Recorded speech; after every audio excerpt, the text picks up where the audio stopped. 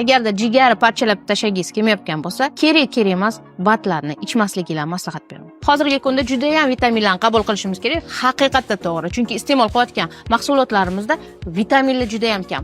Hamma narsalarni yoki parnikda yoki искусственный narsalarda o'stirilyapti. Shuning uchun haqiqatda yeyotgan narsamizda vitamin kam. Lekin kerak emas bo'lgan batlarni har kuni 20 talab dorilarni iste'mol qilib, jigarni parchalashi kerak yo'q. Chunki oxirgi paytda bemorlarda jigar fermentlari juda ham baland chiqyapti.